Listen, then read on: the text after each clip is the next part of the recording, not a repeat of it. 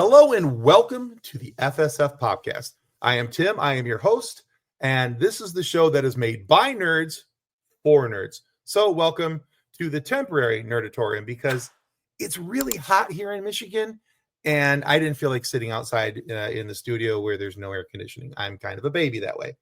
Anyway, our guests today, between the two of them, have written, produced, and directed some of the biggest hits in Hollywood, whether on the TV screen or on the big screen. When you go to the theater. Now, currently, they're running the hit show Murderbot over on Apple TV+. By the way, if you haven't watched that yet, I need you to kindly get out from under the rock that which you're hiding. Go watch the show. Go get an Apple TV+ subscription. It's well worth your money. There's other shows on there that you're going to enjoy, but they have Murderbot, and it's amazing. Anyway, now you've heard some of their other work. I'm sure of it. Now, not just the American Pie series, which we're going to talk about a little bit tonight because I'm in Michigan. I grew up in Michigan. I just graduated high school when that movie came out. We got to talk about it. But anyway, Chris is known for his work on shows like Golden Compass, Rogue One. Star Wars boy here knew he was from Rogue One. About a Boy, and there's a bunch of other notable works as well. Paul is also known for his work as well on Golden Compass. One of my favorite movies, Nick and Nora's Infinite Playlist. That's a pretty amazing show as well. There's Admission, Pinocchio, and a whole bunch of other notable films. I am extremely excited and very proud to welcome Paul and Chris Weitz to the FSF Podcast. Welcome to the show, guys. Hey, good to be here.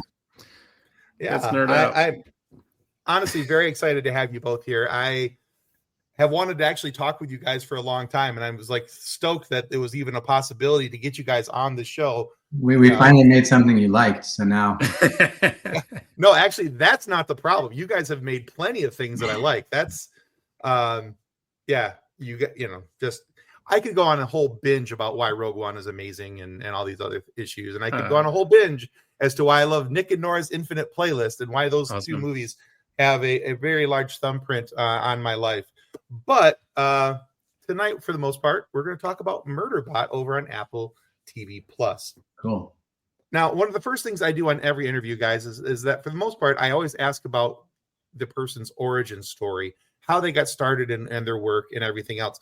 We're going to change that up a little bit tonight, even though I like to know origins because I like to know why people do what they do and why, what drives them, what motivates them, what helps them to be the creative person that they are.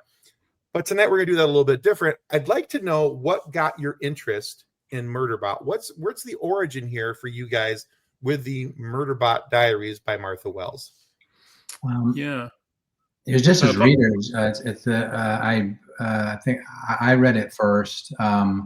I just was at my local bookstore and looking at the covers of books, and I thought it had a really cool cover.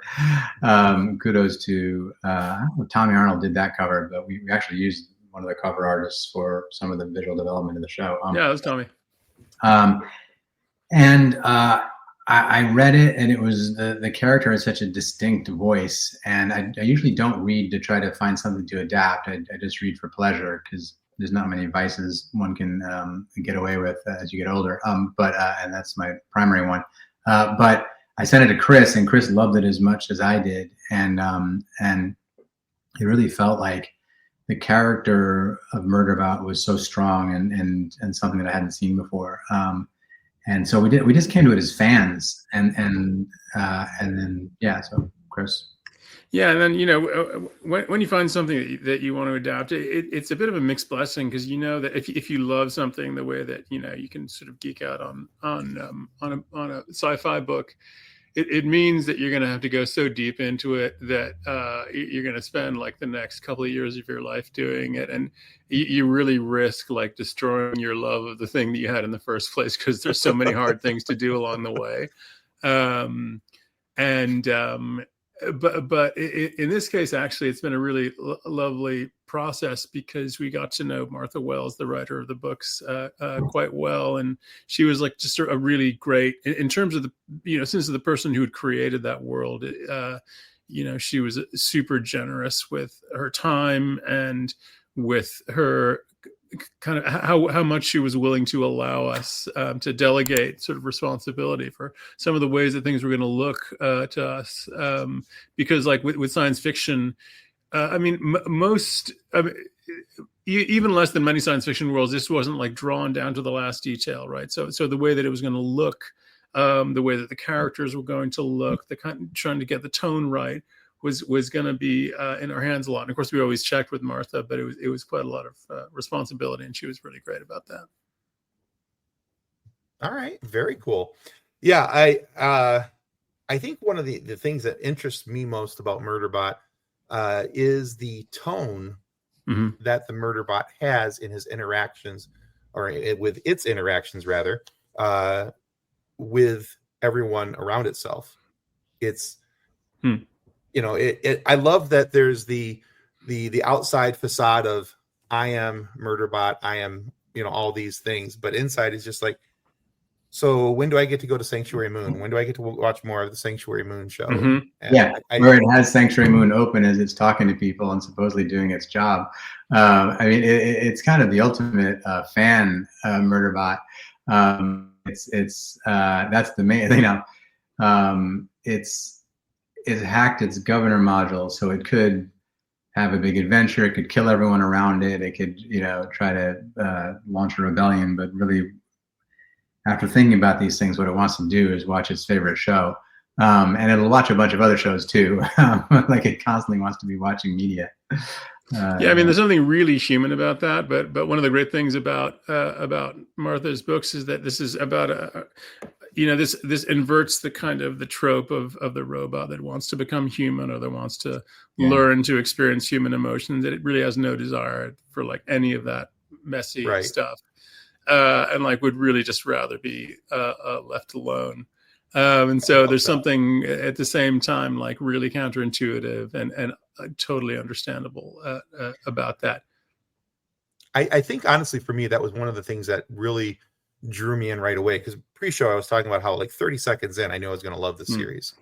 And just the opening dialogue, the monologue rather that he has there in the beginning, and talking about what it sees and how it sees everything. And that for me was very interesting because it's talking about humans and emotions and all these things. And it's like, well, humans are stupid.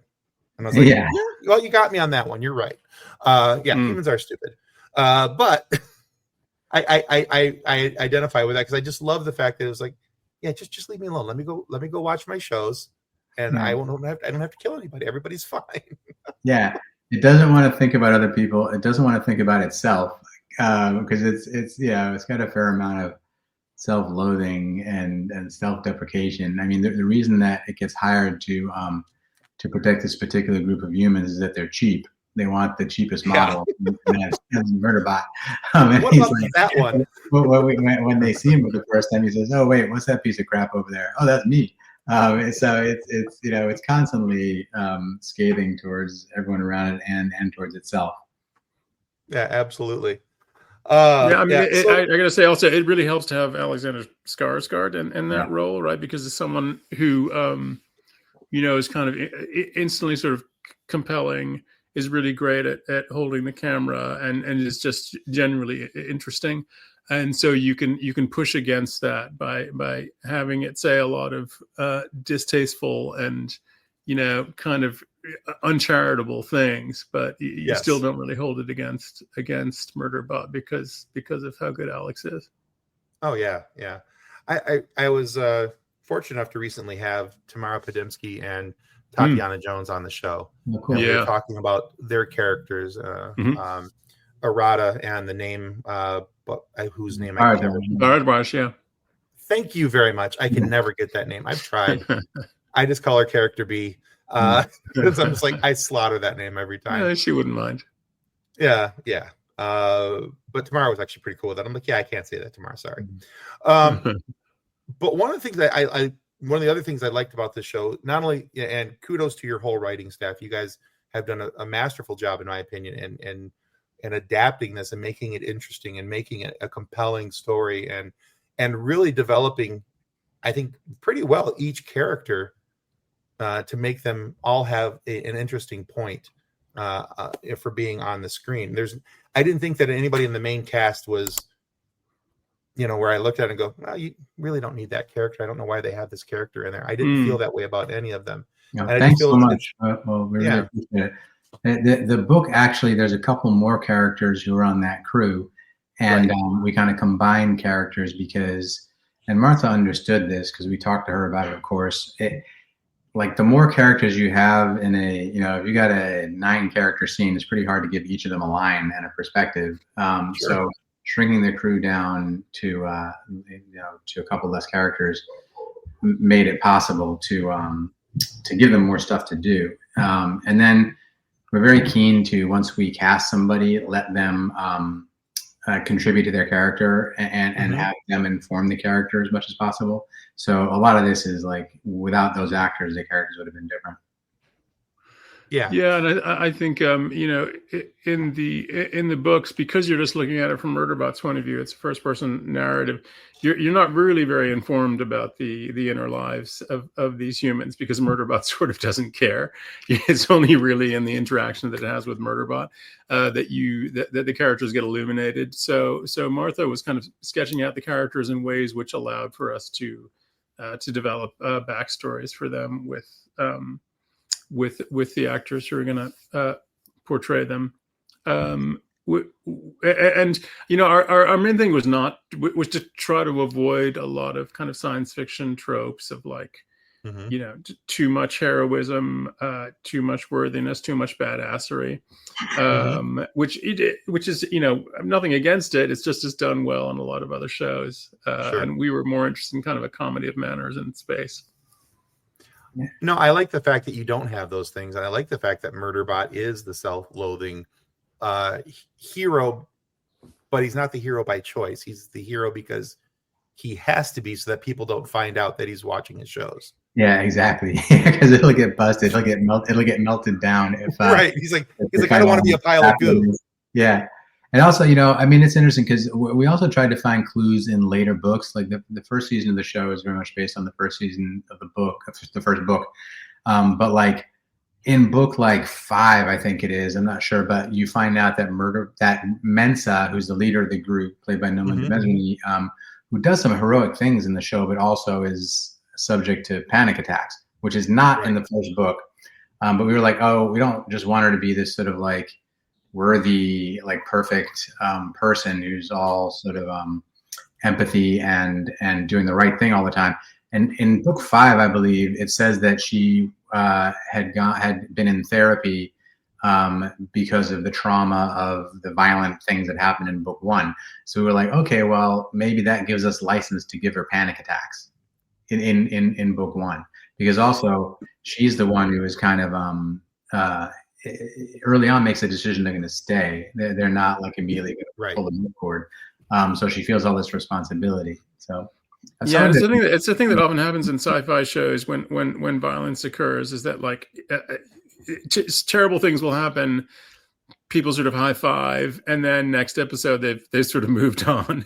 Whereas like when this happens in real people's lives, someone's head is blown up next to yours, it tends to stick with you for a lifetime, actually. And so this is something really true of Martha Wells's universe, that people are really affected by the violence that they encounter, and also that they commit. I mean, Murderbot itself is kind of traumatized, although it's not very serious about it. It's kind of self-deprecating and joking about it. But it's definitely the case that, I mean, even the name that it makes up for itself is kind of a reflection on the worst way that it can see itself, which is just as a killing machine.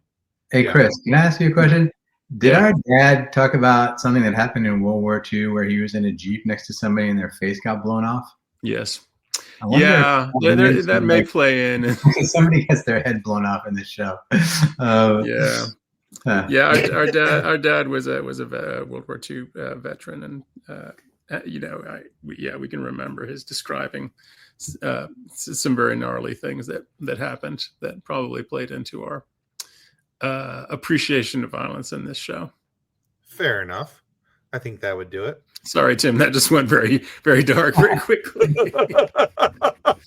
That's okay. It's true to the story, so all good. All right, so let me ask you a question, and I don't typically ask the what's your favorite question, but outside of Murderbot, aka Sec Unit, is there a character that you found yourself identifying with that made it easier for you to write for them?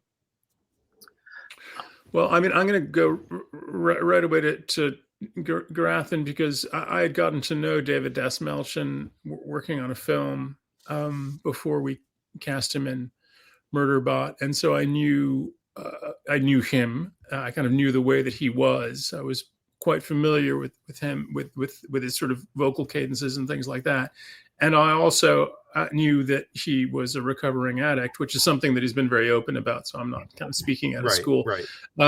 And so that got incorporated into the backstory of that character in a way that kind of fit, given his position in the world. And actually, it's kind of like, saying you have a favorite kid. So I want to say that, but that was just something that popped for me very much when we were working on this. Yeah, that makes sense. Yeah. There's a Lorraine Hansberry quote, which is just phrasing something that's been said numerous times before, but is that the specific is the universal. So the fact that we could bring a lot of David's personal experience to this in terms of addiction and other things made it a lot easier to write that character. And also the character's kind of like cynicism and inability to, in a way, to connect with other people was very identifiable as well. Okay, very cool. All right, so let's talk about your guys' writing process, how you bring your work to life. Now, I asked this question of a lot of writers that I have on the show because again, as I said earlier, I like to know how people do what they do, why they do what they do. So with you guys, and this may be different for both of you, in the process of your writing, do you like to develop the story first or the character first? And does that change with pre-existing worlds like the one here built for the Murderbot Diaries? I think they're somewhat inextricable because hopefully, obviously it's different if you're adapting than if you're doing an original because you're working off pre-existing architecture if you're adapting. But I think that there's a way, the plot happens because characters act in a certain way. And if sometimes it's weird because you want a plot thing to happen, but you realize that the character wouldn't act that way. And then you're kind of stuck. You got to figure out a different way to do something, or you have to accept the thing's not going to be as good as you want it to be. So I actually think that the real thing about adapting this is while Martha was pretty sparse and sparing in her description of the characters for the most part, except for Murderbot, the characters all act in a way that makes sense. And they don't make sense in a 1 + 1 = 2 way. They make sense in the way that humans do, where it's like their idiosyncrasies and insecurities and the things that they want are leading to plot things happening. Like in the beginning, Bharadwaj is with Arada, and Murderbot says, "Get out of there. You're going to be attacked, basically." And Bharadwaj is like, "Oh, it doesn't know what it's talking about. And we're really getting to the good stuff now. Hold on a sec." And then this thing bursts from the ground and chomps on her. Right. So, in a way, without her being like that, without her being so obsessed with scientific pursuit, it wouldn't have happened in theory. Yeah, and then there's a cynicism about anything that comes from the company and whether you should pay attention to it, right? So that's sort of character allowing that to happen. Whereas, sometimes you're watching, let's say, Alien Prometheus, and you're like, why did that guy just take his helmet off to look at the seemingly dangerous viral alien creature? And it's hard to say why, other than that the plot requires it at that moment. Hopefully they both kind of happen at the same time, and you're not forcing a character into doing something just because the show demands it. Okay. All right. So you guys are also known for not only working together on some movies here and there, but you're also known for your solo work, and you guys have done a lot in both television and movies over the years. But when you do work together, what is the division of responsibilities? I asked this of somebody else, and it was a married couple, and they were like, well, I do the work, she takes all the credit. Is that a similar situation, or do we go a little more 50-50?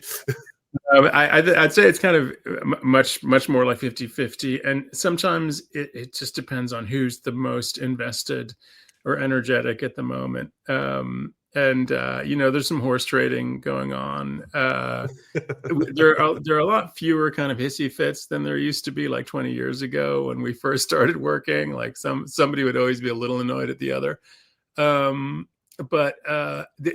Listen, with show running an entire show, there's like more than enough work to go around. So somebody's always freaking tired and the other one can kind of pick up the ball.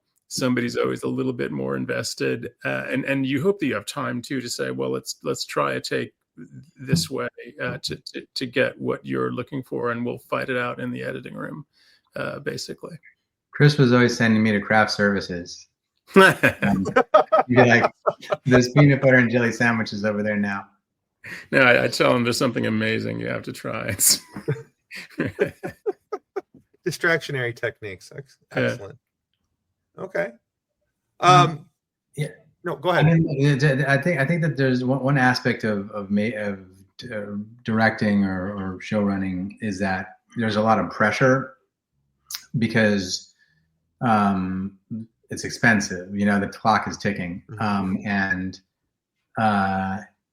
the thing is, like, you have to almost enjoy that pressure a little bit. Like, it has to kind of like focus you as opposed to freaking you out. But I think that's why so many directors and actors behave poorly, because they don't know how to deal with the pressure. I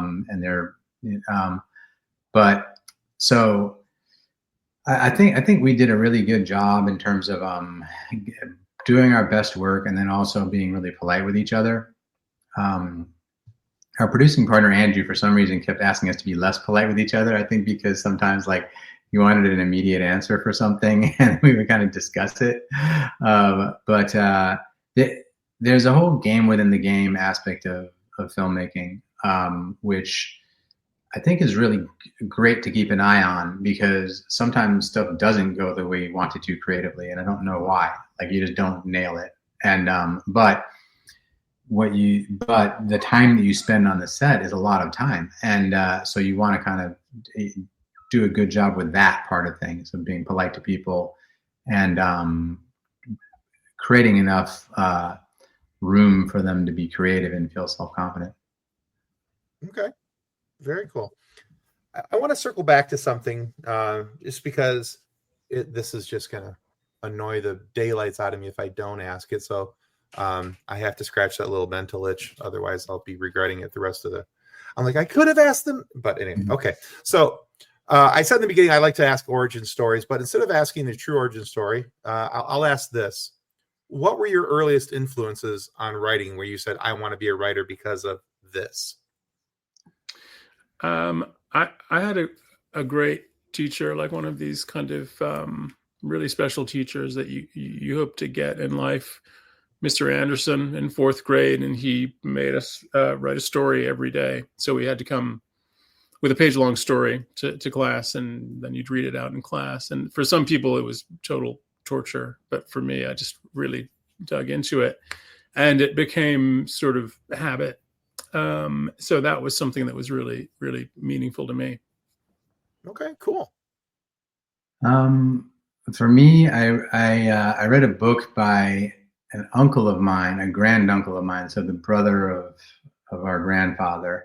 And I wrote to him, and I wrote a very long, kind of wordy letter, probably hoping that that he would say what he said, which is, I kind of might have said, I'm interested in writing. He said, well, I detect some talent or something. And only later did I realize I thought he was someone else. I thought he was this like incredibly funny, sweet other granduncle, the other brother of my grandfather. Okay. So I don't know if I would have written him if I realized he was the kind of scowling, slightly intimidating brother, but he was very sweet in his response. All right. And I'm going to add actually something which I always think applies to, just for extra extra credit. Dungeons and Dragons. Like I was Nice.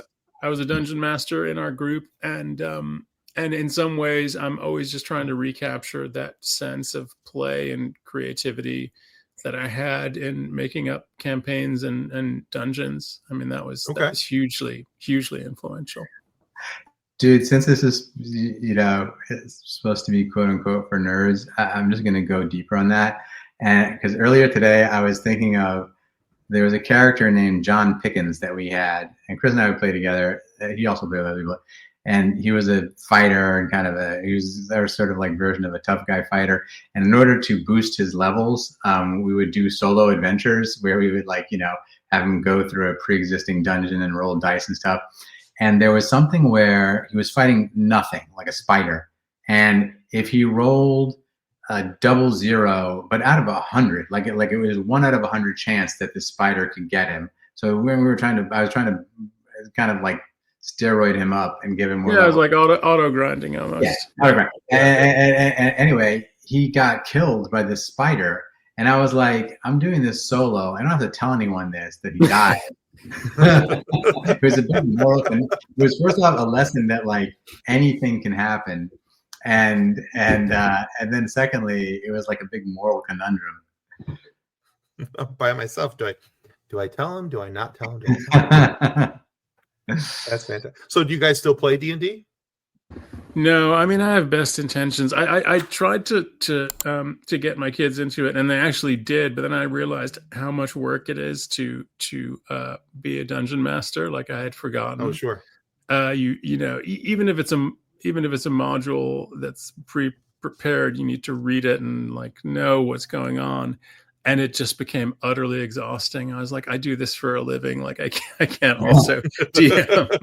It's too much.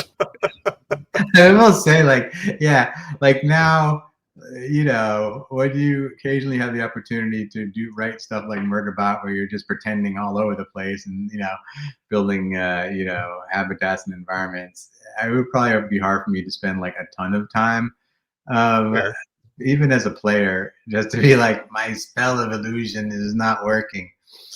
Yeah, I mean, I'm friends with Patton Oswalt, who I think still plays. I mean, he introduced me to Joe Manganiello, who is like kind of famously runs his own game and like tried to intro us and kind of set us up. And I was like, listen, man, anytime you need me, I'm there for you. And he like kind of didn't take me up on it. And then I keep on running into him at Gold's Gym. I'm like, hey, Joe. And he still doesn't let me into his game. I'm afraid your underlying question is, do we have friends? Well, there it is. I have, I care about a lot of people, but I don't know that I have friends in the same way that I did when I was like, doing Dungeons. I never played D&D as a kid, just because the group of guys that I grew up with I grew up in rural West Michigan, and the guys that I played with were more interested in going out and hunting and fishing and doing all those things, and like actually building experience, like building. Yeah, and I was like, but I've got these comic books, and look at all the cool things they're doing in here. And I heard there's really cool dice game. We should try that. And they're like, yeah, we're not doing that. So yeah, whatever. No loss. Yeah. Yeah. Until a couple years ago, I actually finally got a chance to play some, and we still play on our here on our podcast once a month. We televise or air a recording of a game that we do. It's Star Wars based. Cool. But it's a lot of fun. I enjoy it. I just had my first character get killed, so that's a bummer. My condolences. It was a honorable death, so I was not too broken up about it, but I still blame the GM, and we're still friends, but it's okay. All right, so speaking of growing up in Western Michigan, I do have to talk a little bit with you guys about the American Pie movies, just because American Pie, West Michigan ties. I grew up 40 minutes north of East Grand Rapids. Oh wow! And so I was very familiar with East Grand Rapids, very familiar with the area in which the films were set. And as I was explaining pre-show, it was a very timely coming of age story for me, because I graduated high school in 1995. The film came out in 1999. And it was very much me and all my idiot friends trying to figure out how to be adults now that we were graduated and, you know, free moral agents. But yeah, so my biggest question here is that I look back at this movie and I always love good coming of age stories. I think that's why I really enjoyed a lot of the Christopher Columbus movies from the 80s and, you know, and things like that, where there was always, you know, this great story and everything else. So was it your goal to create a coming of age story, or was your goal to create a good movie and it just happened to be a really good coming of age story? I think it sort of went hand in hand, because the basic premise was to try to sort of humanize it, and so our underlying kind of thesis was that these kids were realizing they were going to have to say goodbye to each other and move on to other parts of their lives, and they kind of couldn't really deal with that, so they sort of sublimated it all into this idea of, like, you know, losing their virginity, which you know, led them down all kinds of paths. But that the important thing was that they were growing up, or at least partly growing up. We had never, I mean, I never went to a prom. I didn't go to high school in America. I didn't really know much about it. And like I told you before we recorded, I've never been to East Grand Rapids, actually. So like this was all, you know, research based for us. And I'm still a virgin, so it was really kind of an extension of imagination for me. So Adam Hers, who wrote the script, who we had a really fun collaboration with, did grow up where the movie's set. And it was kind of a funny, odd collaboration. Trish just told you went to high school in England. I went to school in New York City. So like it was kind of an outside eye being put on these sort of American rites of passage. I mean, don't get me wrong, like we grew up watching the John Hughes movies and really watching Second City Television. That was the biggest sort of I think, which was just like insane characters, but the actors are so committed to believing that these people existed, and everybody had their own personal drama. So I think we were fans of Preston Sturges films, and Sturges's supporting characters down to like somebody you see in one scene, like they were all just popping off the screen. So like in a way, like the Shermanator in the movie, and we did the first movie, we kind of helped out a little with the others, but we did the first one. Shermanator, the weird insanity of Stifler, and choosing like the sweetest person that we'd ever met to play the biggest a-hole that you could ever meet. Like that was the sort of thing I think that we were bringing to it. And then, you know, there's the big speech in the movie is not the one where Kevin is saying what they're going to do, which is to try to lose their virginity, but the one at the end where Jason Biggs says, I haven't even had sex yet, and I hate sex. It's like all the pressure put on this stuff. Yeah. The ways in which we put pressure on each other, and the ways in which friends can kind of torture each other, and beyond that, what the emotional stakes are. I think we were interested in that, but also, okay, so the scene with Finch and Stifler's mom, like Finch starts talking about the painter Piero della Francesca, which is just something that Chris came up with because he had studied art history in England. Like combine, bringing weird little moments to this sort of raunch fest was I think part of what we brought to it, as opposed to thinking, oh, this is about this or that. Okay, that's fair. I one of the things I love about the movie, and I'm, being a fan of almost anything that's pop culture, I love the fact that this movie is so quotable. Still to this day, at least one time a week, you're going to hear me say, well, one time at band camp, it's going to come out. It just happens. I did it at work today. I was sitting there talking with the guys at work, and one of them said something about wanting to go do something. Like, well, that one time at band camp. That's cool. And do people catch the reference or no? Some people do, and some people are like, what are you talking about? I'm like, it's American Pie, you heathen. Go watch it. It's a 25-year-old movie now. Exactly. But you know that it's my favorite line, which is "Say my name, bitch," was Allison's ad lib, right? So I think she kind of won the movie with That's that fantastic. one. Yeah, that's fantastic. I did not know that was an ad lib. That's fantastic. All right, so guys, one of the other things that this is a question I've been asking lately in interviews. Again, it goes back to I like to know what makes people tick. So I call this the suggestion time question. And Paul, I think you'll have a fun answer for this, I'm hoping, based on one of your comments earlier. So what are you reading or listening to lately that you think everybody else should know about? Oh, should know about? Gosh. Obviously they need to know about Murderbot, but. Well, okay. There's an author named Nicola Griffith who's written 2 books. The first one's called Hild, and it's about a young girl in is it 8th or 7th century Britain, Chris? I think it's 8th century.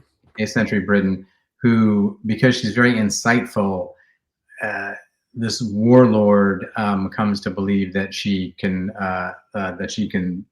is like an oracle, basically. She can tell what's going on. Okay. And it's got a ton of it's really sort of terrific historical fiction, but it's also, there's a fantasy aspect to it, but it's all hyper realistic too, and it's a great central character. And then the second book called Meanwood just came out, and I think Nicola Griffith is an amazing author who's incredibly entertaining and incredibly. It's really beautifully written. It's kind of like a feminist Game of Thrones in some ways, although it's historical fiction as well. Okay. It's really, really good. I agree. Am I supposed to say one too? If you want to, you don't have to. You can just agree with Paul and go, yeah, that's good. Well, I made Chris read this, so he's reading it right now. I'm reading it right now. Okay. Yeah, I don't have a clever one, so I'm going to leave it at that, I think. Fair enough. We can live with that.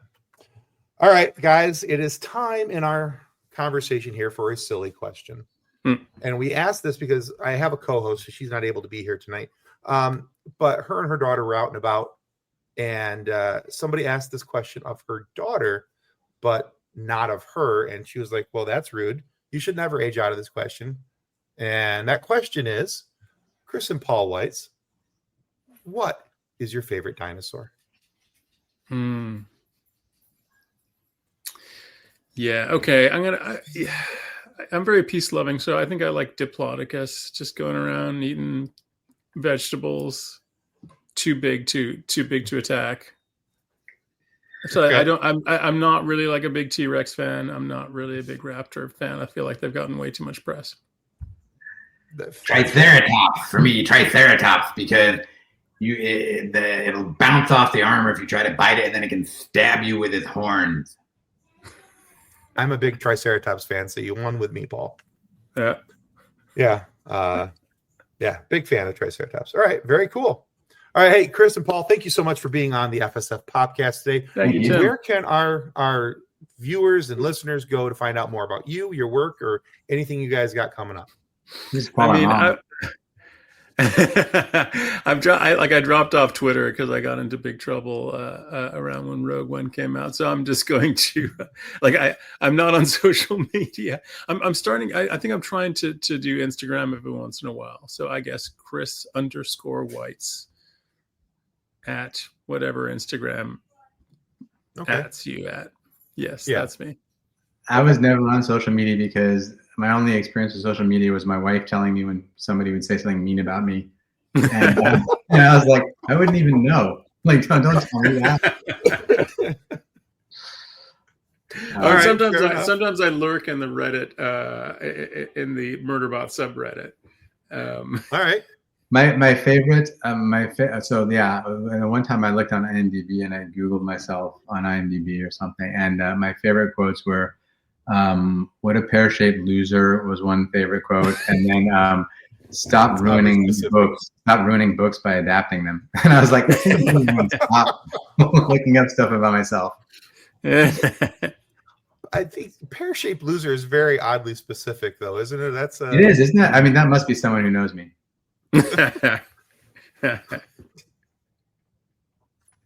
Did it have your brother's name attached to it or somewhere? There's no fingerprints. No fingerprints. All right, fair enough. All right, well, I'll make sure to put some social links down there for you and encourage people to look you up on IMDb. They can see the entirety of your resume, what you've got going. And of course, guys, check out Murderbot on Apple TV Plus. Now, guys, if you haven't already, now seems like a prime time to remind you that our show continues to grow with your support. And much like crying in D&D, clicking subscribe on this show is a free action. It costs you nothing. So click like and subscribe and help us to continue to grow, get more amazing guests like Chris and Paul Weitz here to come on our show, have these great moments for you guys to be able to listen to. And make sure you guys go check out their IMDb pages as well.